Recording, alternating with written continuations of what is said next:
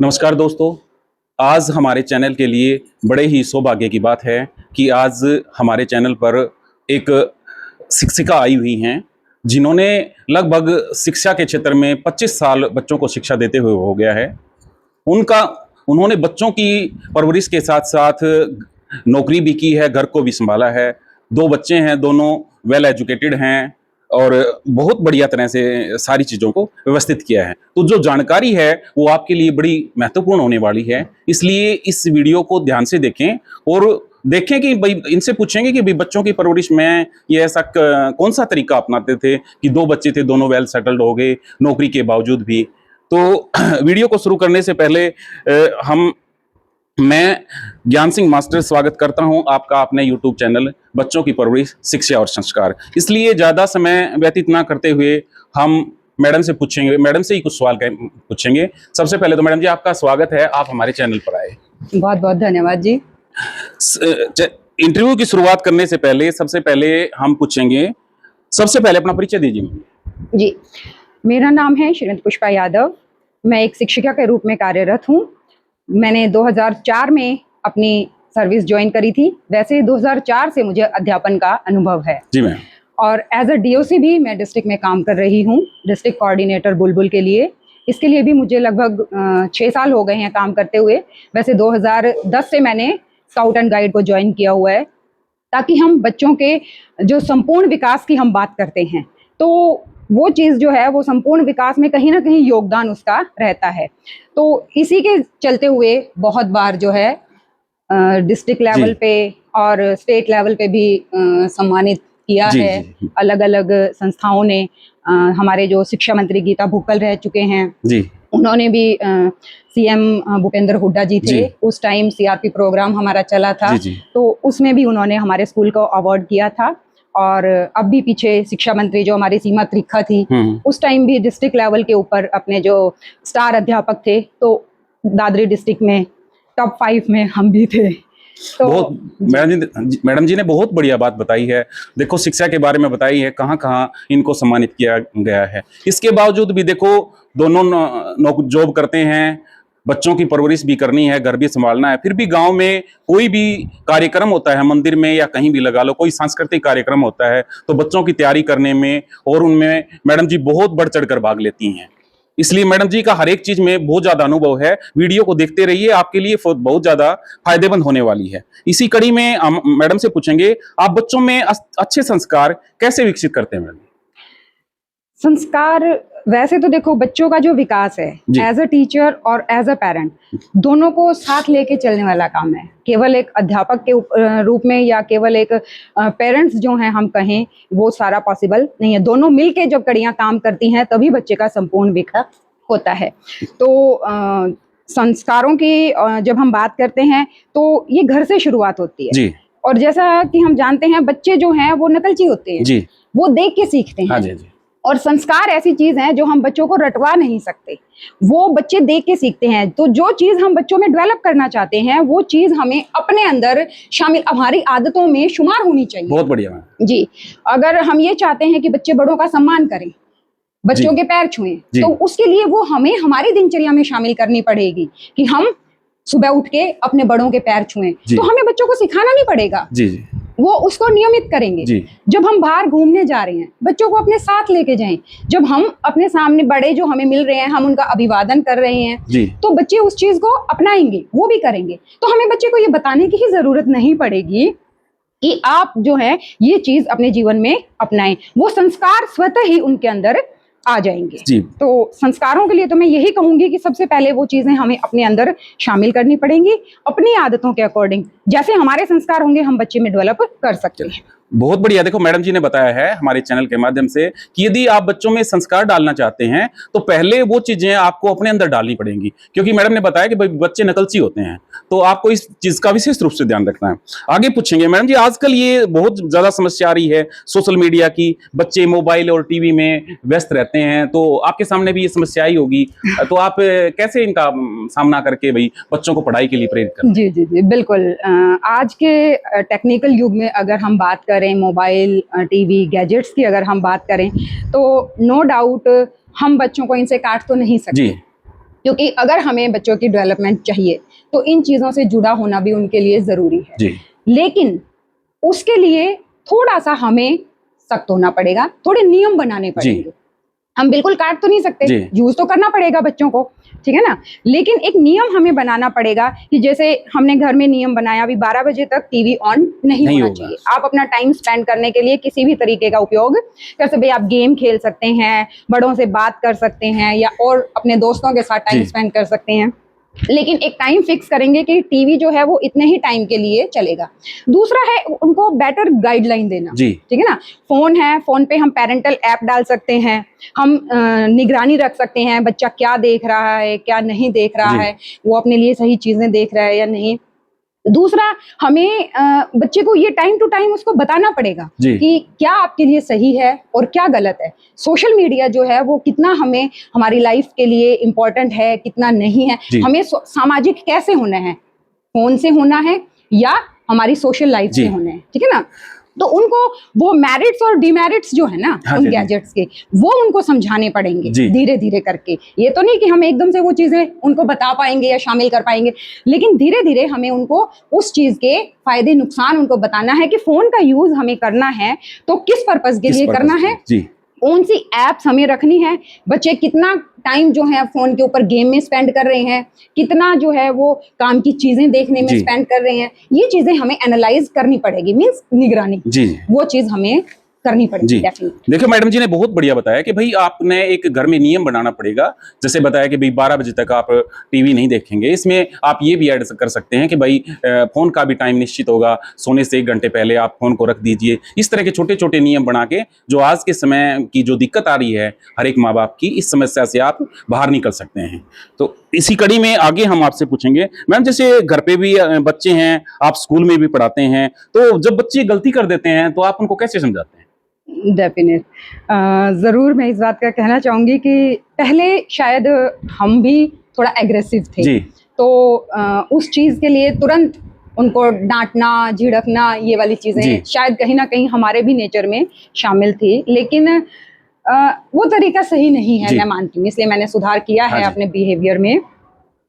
बच्चे गलतियां करते हैं, लेकिन उन गलतियों का उनको धीरे धीरे रियलाइज करवाना। भाई जरूरी नहीं है कि हम बच्चे को फिजिकली टॉर्चर करके ही उसकी गलती को रियलाइज करवाएं, जी। ठीक है ना। एक तो तरीका होता है हम तुरंत डांट दें, जी। उसके 2-4 टेक दें, हाँ जी, हाँ जी। ठीक है ना।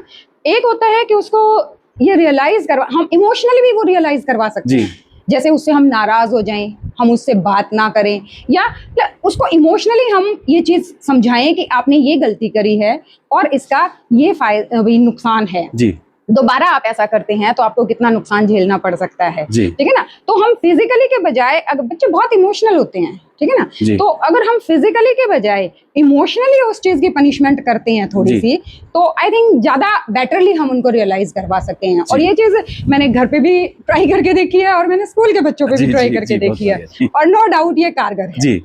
क्योंकि तो बच्चे जो है वो बहुत इमोशनली अटैच हाँ जी, होते जी। हैं, ठीक है ना। हाँ, तो जैसे मैडम ने बताया कि भाई अगर बच्चे गलतियां करते हैं तो उनको डांटने का देखो सबसे आसान तरीका हमें लगता है कि हमने तुरंत डांट दिया, क्योंकि हम सोचते हैं कि ये कारगर तरीका है, जबकि कारगर तरीका नहीं है। मैडम जी ने बताया है कि आपको इमोशनल अटैचमेंट रखना है बच्चों से। और जैसे बताया कि नाराज हो जाना, इस तरह से करके बच्चे आपसे लगाव, जब आपसे बच्चों का जुड़ाव होगा तो बच्चे आपसे गलतियां नहीं करेंगे। बहुत बढ़िया बताया मैडम जी।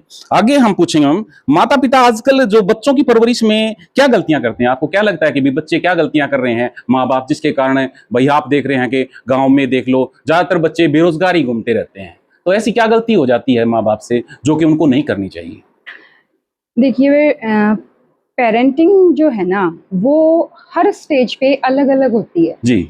जैसे बच्चा 0 से 7 इयर्स है, 8 इयर्स है, तब पेरेंटिंग का तरीका अलग होता है। जी। 7 to 14, 15 है, 16 है, वो पेरेंटिंग का तरीका एक अलग होता है। और उसके बाद एक अलग, हम तीनों स्टेजेस में बच्चे के साथ सेम तरीके से डील करके उसे हैंडल नहीं कर सकते। जी। जब बच्चा छोटा होता है, 0 to 7 की जो एज है, जी। उस टाइम बच्चा जो है वो बहुत इमोशनल होता है, बहुत लविंग होता है, उसे चाहिए प्यार, जी। अफेक्शन। जी। जी। उसको हमें टाइम देने की जरूरत है। तो हम उस टाइम ये सोचें कि हम इसको पूरी तरह अनुशासित कर दें, जी। ठीक है ना, तो वो तो बचपन मारने वाली बात हो गई हाँ ना। जी, हाँ जी। बचपन में अगर बच्चा जिद नहीं करेगा, बचपन में अगर बच्चा जो है वो खेलेगा कूदेगा नहीं, तो कब उसकी डेवलपमेंट नहीं होगी ना। जी। तो उसके लिए जरूरी है कि उस टाइम हम उसे पूरा लव, अफेक्शन, इमोशन, उस टाइम अगर हम बच्चे के साथ जुड़े हुए हैं ना, जी। तो ताउम्र वो बच्चा हमारे साथ जुड़ा हुआ जी। रहेगा।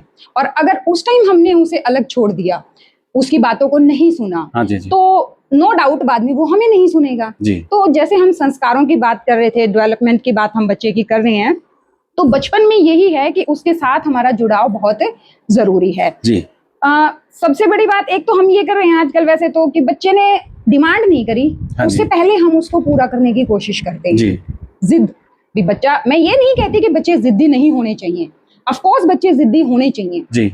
उनमें जिद होगी तभी तो आगे बढ़ने का उनमें जुनून होगा जी। कि भाई मुझे ये चीज अचीव करनी है, ठीक है ना। जी। वो जिद के जरिए ही तो अचीव करेंगे, लेकिन वो जिद कहाँ तक उसकी पूरी करनी है बचपन में, वो हमें देखना है। जी। अब बचपन में मान लो बच्चे ने चॉकलेट की जिद करी है, नो डाउट, चलो कोई बात नहीं, 5-10 रुपए की है, हम जी। वीक में एक बार बच्चे ने जिद करी है, हम उसे चलो बेटा मैं खुद खिलाती हूँ तेरे जी। को, हम उसको खिला रहे हैं। बच्चे ने और किसी चीज की जिद करी, मान लो जंक फूड की जिद करी जी। है, पिज्जा बर्गर की है, खाने की चीजें हैं, नो डाउट हम बच्चे को बेनिफिट्स बता सकते हैं कि भाई देखो हेल्दी फूड खाना चाहिए, जंक फूड नहीं खाना चाहिए, लेकिन हम बिल्कुल उन चीजों से अवॉइड तो बच्चे को नहीं कर सकते जी। ना, है वो हमसे छुप के खाएगा। बिल्कुल सही है तो जी। हम महीने में एक दिन फिक्स कर सकते हैं, उस दिन हम उसकी बात को मान सकते हैं। उसने आज मांगा है, हम उसे बता सकते हैं नहीं वो डे फिक्स है, हम उस दिन खाएंगे। जी। मतलब वहां हमने उस चीज को नो भी नहीं कहा और उसको माना भी नहीं, हमने उसको टाल दिया। बिल्कुल बिल्कुल। ठीक है जी। तीसरी स्टेज आती है जहां हमें बिल्कुल नो कहने की आदत डालनी होगी कि बच्चा एज उसकी हुई नहीं है और वो कह रहा है कि मुझे स्कूटी चलानी है, जी। हम दे भी देते हैं, जी। बाइक स्कूटी, बच्चे की एज नहीं हुई हम दे देते हैं। जी। और हम देखते हैं ऐसे बहुत से हादसे भी इस स्टेज में हो जाते हैं, वो खुद को नुकसान कर लेंगे, नहीं तो दूसरा सामने वाले का नुकसान कर देते हैं। जी। ठीक है, तो उस स्टेज में हमें बिल्कुल नो, जी। भी वो जिद है वो बिल्कुल नहीं मानी जानी जी। चाहिए। तो मतलब हमें ये देखना है कि बच्चे की जिद किस टाइप की है, जी। हमें वो पूरी करनी चाहिए, नहीं करनी, उसको डिनाई करना चाहिए, टालना चाहिए, या डायरेक्ट नो कहना चाहिए। जी। वो नो कहने की आदत हमारे साथ साथ बच्चे में भी आएगी, कल को वो भी एक बिल्कुल मतलब पब्लिक सर्वेंट बन के नहीं कि भाई हर चीज दूसरे उसको कह रहे हैं यस यस यस, मतलब हमेशा दूसरों को खुश रखने वाली जी। जो हैबिट है वो भी बच्चे में नहीं आएगी। सही बात है जी। वो भी कल को जब उसे जरूरत होगी किसी को नो कहने की, तो वो समझ सकेगा कि उसे कहाँ यस और कहाँ नो कहना है। जी। ठीक है, तो ये चीजें जो हैं मैं समझती हूँ कि हमें बच्चे के विकास में ध्यान रखनी चाहिए। 7 से 14 का जो टाइम पीरियड है, 15 का, जी। उस टाइम हमें उसके डिसिप्लिन के ऊपर पूरा ध्यान रखना चाहिए। जी। वो एक ऐसा पीरियड होता है जिसमें हमें बच्चे के अंदर डिसिप्लिन क्रिएट करना है, हमें ये हैबिट्स उसकी बनानी है, उसका टाइम टेबल फिक्स करना है, कब वो उठेगा, कब उसको पढ़ाई का कितना टाइम देना है। एंड आई थिंक इसके लिए सबसे बेटर वे है कि हम बच्चे में डायरी लिखने की आदत डालें। जी। कभी बचपन में हम एक स्कूल में पढ़ते थे, वहां हमें एक डायरी लिखने की आदत थी, डेली हमें डायरी लिखनी होती जी। थी, तो जिससे हमें खुद ये देखने का मौका मिलता कि हमने अपना पूरा दिन जो है वो किस किस टाइम में किस किस चीज के लिए स्पेंड किया। जी। तो वहां बच्चा खुद अपने आप को एनालाइज कर पाएगा जी। कि मैंने क्या कितना टाइम जो है वो गलत कामों में खराब कर दिया, जी। लाइक एज मैंने वेस्ट कर दिया बैठ के या टीवी देख के या खेल के, और कितना टाइम मैंने सही काम के लिए जी। यूज किया। तो this is the right way I think. जी। जी मैडम ने बहुत बढ़िया बताया कि हमें बच्चों के शौक पूरे नहीं करने हैं, बच्चों की ज़रूरतें पूरी करनी है उम्र के हिसाब से। जैसे मैडम ने स्कूटी का बहुत बढ़िया उदाहरण दिया है, और जैसे जंक फूड का उदाहरण दिया है, कौन सी चीज़ें, ये पेरेंट्स को देखना है कि कौन सी चीज़ मेरे बच्चे के लिए सही है, कौन सी चीज़ मेरे बच्चे के लिए गलत है, इस चीज़ का विशेष ध्यान रखना है। आपके अनुसार सफल व संस्कारी बच्चा बनाने का एक सबसे बड़ा मंत्र क्या है, जो थोड़े शब्दों में आप कहना चाहेंगे? बच्चा सफल भी हो और संस्कारी भी हो, क्योंकि देखो तभी अगर एक अकेला सफल है और संस्कारी है तो फिर हम उसको सफल नहीं कह सकते। बिल्कुल, बच्चे के अंदर जो हैं वो 3 चीजें जो हैं होनी चाहिए जी। रिस्पॉन्सिबल, जी। हैप्पी जी। और सक्सेस। जी। ठीक है ना, बच्चे की परवरिश ही ये 3 आधार हैं। जी। कि बच्चा जो है वो अपनी जिम्मेदारियों को समझे, उसके साथ साथ खुश भी रहे, जी। क्योंकि जब वो खुश ही नहीं होगा तो फिर फायदा ही क्या है। बच्चे की परवरिश का, तो बच्चा खुश भी रहे और सक्सेसफुल भी हो। तो वैसे तो इनका कोई एक मूल मंत्र तो हम नहीं कह सकते, लेकिन यही है कि उसको पूरा प्यार दें, जी उसको सुने, जब जी उसको सुनने की जरूरत है उसे डिनाई ना करें। और संस्कारी हमारे अकॉर्डिंग, मतलब हम चाहते हैं कि बच्चा जो है मोबाइल का यूज ना करे, जी और हम फ्री होते ही मोबाइल लेके बैठ गए, हम शॉर्ट्स देख रहे हैं, जी यूट्यूब देख रहे हैं, और हम बच्चे को कह रहे हैं नहीं आप नहीं देखेंगे, दिस इज जी द बैड थिंग, जी आपको नहीं करनी है। तो फिर हम बच्चे में वो संस्कार कहाँ से ला पाएंगे? सही बात है जी। ठीक है ना। तो संस्कार और रिस्पॉन्सिबल बच्चे को छोटे छोटे काम दीजिए ताकि बच्चे अपने रिस्पॉन्सिबिलिटी को समझें। जी छोटे छोटे काम जो उनके लेवल के हैं, उनके अकॉर्डिंग है, धीरे धीरे धीरे धीरे उनकी रिस्पॉन्सिबिलिटीज को बढ़ाइए, जी उनको रिस्पॉन्सिबिलिटीज का एहसास करवाइए। और संस्कार तो मैंने आपको बताया कि जो हम करेंगे वो ही बच्चे करेंगे। जी आपने देखा भी होगा छोटे छोटे बच्चे जो हैं वो टीचर्स की नकल करते हैं घर जी पे आके, ठीक है ना।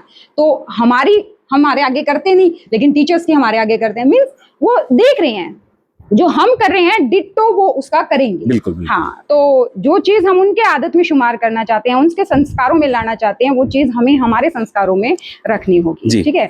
और सक्सेस है जी, बताया 18 से 21 या 16 से 21 का जो टाइम पीरियड है, बच्चे के अंदर स्किल्स डेवलप कीजिए। जी हमारा जो मेन फोकस होता है वो होता है बस नौकरी नौकरी नौकरी। मेरा ये मानना है कि बच्चे के अंदर अगर स्किल्स हैं, मतलब उसे अपना टारगेट फिक्स करने जी। दीजिए, ठीक है ना। उसे एक तो उसे छोड़िए मत जी। कि इधर भर दिया उधर भर दिया इधर चल, नहीं, उसे अपना टारगेट फिक्स करने दीजिए। बेटा आप फिक्स करो, और उसके अंदर जो स्किल्स हैं उनको हमें पहचानना चाहिए जी। कि हमारा बच्चा जो है वो किस स्किल में परफेक्ट है। उसको इसमें 2-3 स्किल्स हर बच्चे में होती हैं। जी कोई बच्चा ऐसा नहीं है कि उसके अंदर स्किल्स ना हो, बस फिर तक कि वो हमें पहचाननी आनी चाहिए जी। कि हमारा बच्चा जो है वो किस चीज में अच्छा कर सकता है। वो गेम्स में कर सकता है, कौन से गेम में है, या वो किस आर्ट में है, या कौन से सब्जेक्ट में है। हमें उसकी स्किल को पहचानना है और वहां उसको मोटिवेशन की जरूरत है। जी। उसके अकॉर्डिंग हम उसे मोटिवेट करें तो नो डाउट बच्चे जो हैं वो लाइफ में सक्सेसफुल होंगे। देखो बहुत बढ़िया चीज बताई है मैडम ने कि हमें बच्चे में स्किल देखनी है कि बच्चा किस स्किल में उसका इंटरेस्ट है। यदि उस स्किल पे काम किया जाएगा तो बच्चा नो डाउट निश्चित रूप से उसमें सफल होगा। आखिर में एक बात पूछना चाहिए मैम, जैसे आप एक अध्यापिका हैं, गृहिणी हैं और एक माँ होते हुए तीनों भूमिका निभाई हैं आपने, जी। तो कभी आपने क्या क्या चैलेंज फेस किए हैं इसमें? कोई चैलेंज आए हैं जो आपको लगा हो भाई ये तो चैलेंज है? क्योंकि देखो आजकल एक रोल निभाने में ही बड़ी दिक्कत आ जाती है। आपने तो तीनों रोल बड़े सफलतापूर्वक निभाए हैं, जी हाँ, तो क्या चैलेंज आए हैं आपके सामने? चैलेंजेस आते हैं, नो डाउट। मैंने एक ही टाइम पीरियड में मैं स्टडी भी कर रही थी, मैं एक प्राइवेट स्कूल में टीचिंग भी कर रही थी, मैं घर की रिस्पॉन्सिबिलिटीज भी संभाल रही थी, जी। और मैं प्रेग्नेंट भी थी। जी तो हम समझ सकते हैं कि लेडीज की लाइफ में बहुत सारे चैलेंजेस होते हैं, लेकिन उस टाइम वही है, एक तो फैमिली का सपोर्ट बहुत जी। ज़रूरी होता है। ऐसे टाइम में अगर आपकी फैमिली आपको सपोर्ट करती है तो आप उन चीज़ों को इजीली फेस कर सकते हैं, और अगर वहाँ से हमें थोड़ा सा नेगेटिविटी मिलती है तो उन चीज़ों को हैंडल करने में हमें परेशानी जी। मिलती है। तो नो डाउट मेरे हस्बैंड ने मुझे बहुत अच्छे से सपोर्ट किया है। जी और ये तो देखो महिला जो है वो बहुत सशक्त है। जी देखो फैमिली ने सपोर्ट किया है, हस्बैंड ने खूब अच्छे से सपोर्ट किया है, लेकिन लेडीज की अगर हम बात करें तो उन्हें भगवान ने ये वरदान दिया है जी कि वो अपने आप में बहुत सक्षम है। अभी जी। मैं खुद एक इंटरव्यू देख रही थी कुछ टाइम पहले, तो एक फार्मर लेडी है जी और बहुत अच्छी वो इनकम कर रही है फार्मिंग जी से। तो उन्होंने एक बात कही थी कि उनके इंटरव्यू में जैसे पूछा गया जी कि भाई क्या फार्मिंग से भी काम चल सकता है, गुजारा हो सकता है, एज अ लेडी भी आप जी। काम कर रही हैं। तो उन्होंने कहा था कि क्या भाई बहुत से आपने ऐसे मुद्दे सुने होंगे केस जहां जेंट्स जो हैं वो कर्ज के मारे जी सुसाइड कर लेते हैं। हाँ जी हाँ जी कर लेते हैं जी बिल्कुल कर्ज के प्रेशर में आके, लोन के प्रेशर में। फार्मर भी कर लेते हैं, बिजनेसमैन भी कर लेते हैं, बहुत से पर्सन हैं। जी लेकिन क्या कभी ऐसा सुना है कि किसी लेडी ने किसी प्रेशर में आके, भाई लोन के प्रेशर में या कर्ज के प्रेशर में आके, और उसने सुसाइड किया हो? मीन्स वो हैंडल कर सकती है चीजों को जी बहुत मैम। इजीली जो है। तो भगवान ने औरत को बनाया ही इन गुणों के साथ है कि वो सारी चीजों को एक साथ लेके जी इजीली चल सकती है। जी। तो मैम जी हमारे चैनल पे आई, बच्चों हमारे जो दर्शकों को इतनी बढ़िया जानकारी दी, इसके लिए हम मैडम का बहुत बहुत धन्यवाद करते हैं। आपको अपने अनुभव से जो बातें आपने साझा की हैं वे निश्चित रूप से लाखों माता पिता के लिए प्रेरणादायक हैं, और आप भी इसी तरह से जुड़ी वीडियो, बच्चों की परवरिश, शिक्षा और संस्कार से जुड़े वीडियो और इसी तरह के जो महान शिक्षाविद हैं उनके इंटरव्यू समय समय पर हम अपने चैनल पर दिखाते रहेंगे, जिसका फायदा हमारे दर्शकों को निश्चित रूप से मिलेगा। इसलिए आप हमारे साथ जुड़े रहिए। अगर हमारे चैनल को आपने सब्सक्राइब नहीं किया है तो चैनल को सब्सक्राइब करें, बेल आइकन को जरूर दबाएं। धन्यवाद।